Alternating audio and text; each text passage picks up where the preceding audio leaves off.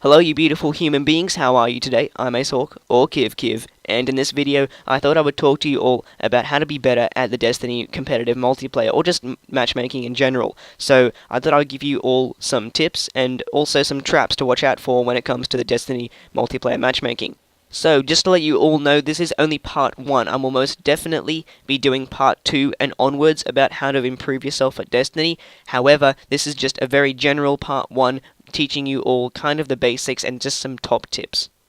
So, let's just jump right into this.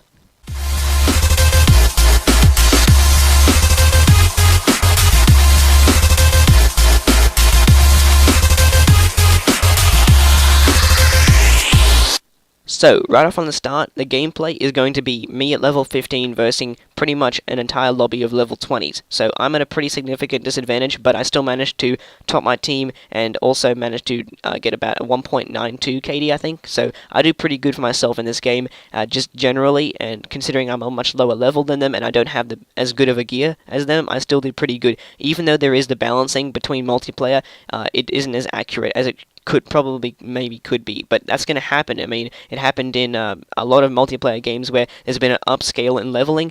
This mainly happens in MMO games where there's a lot of influence on the gear, and even if you're a low level and you've been upscaled, you still aren't going to be as good as the higher level kids with their gear.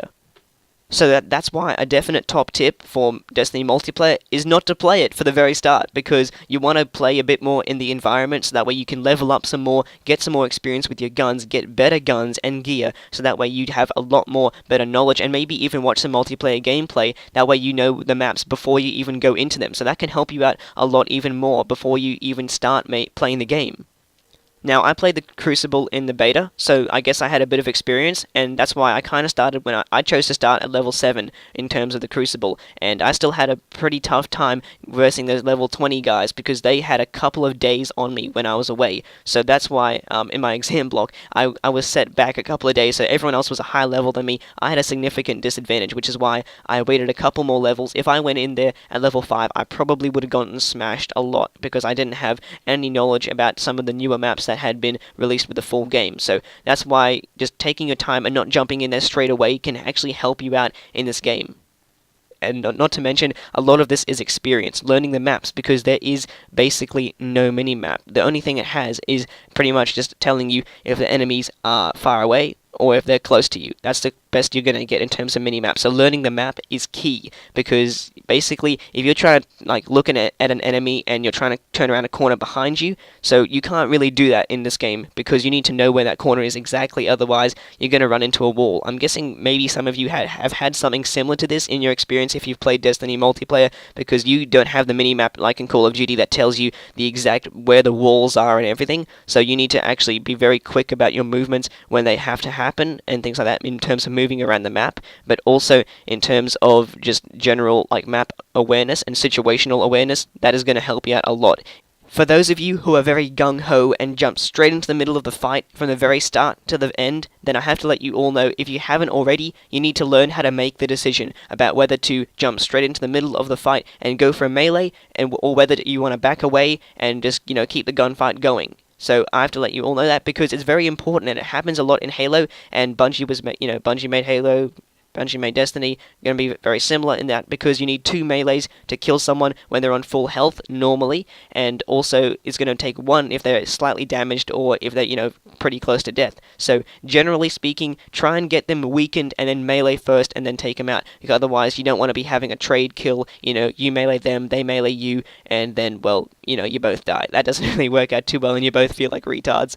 But anyway, just a general tip is that, because the simple fact is that when you're going for a melee, you need to make that decision. You can't just be going back and forward, being like, oh, do I want to melee or do I want to keep the gunfight going? Otherwise, because if you're moving back and forward, you're not making it harder for them to, hit bullets on you. You're not moving from side to side. You're moving backwards and forwards, which isn't going to affect your enemy's aim, which makes it easier for them to hit you, Not to mention the fact that while you're going back and forwards, they might be going for a melee, or they might be backing away at the same time and just taking you out from a range as well. So you need to watch out about that and just learn how to make the decision, whether you want to go for a melee or not. It does take a lot of experience, but generally, if you like to knife, then you'll probably go with melee in half a time. But there is going to be that odd situation where the enemy you might feel is a little bit too far away. So just make sure that you learn how to do that, and just judging the distances. Is that person moving further towards me? Can I go for that knife? So that's going to help you out a lot, because generally when it comes to meleeing, it's a lot of my kills as a hunter happen to be with my knife,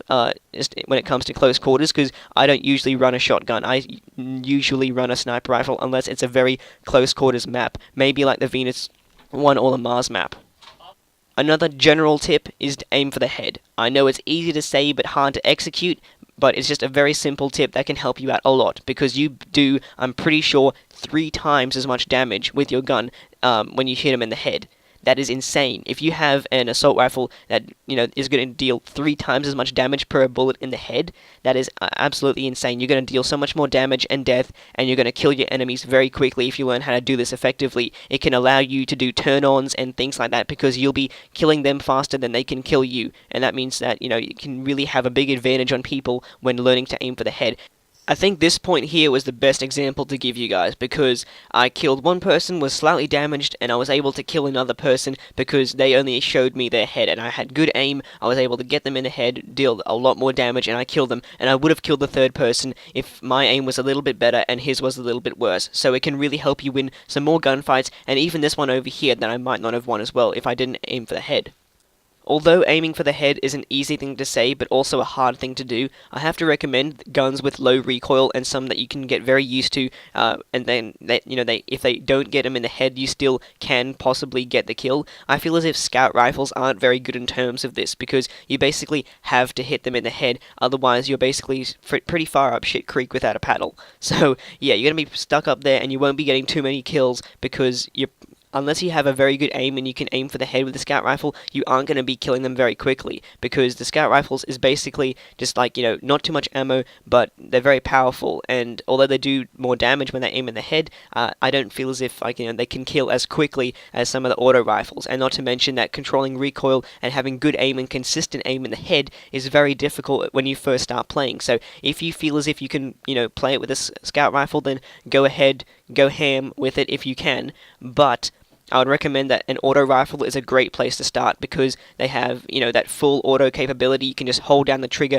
and absolutely let rip like I'm doing right here, but then you can also, do kind of like a burst fire, sort of like semi-auto, tap the trigger and just, get one shot off at a time if it's longer range and stuff. So that's a good place to start in terms of, which gun to use for multiplayer, although I will be, just going really in-depth into that in my next part of this video. So I guess that pretty much brings it to an end for our first part of how to be good in Destiny.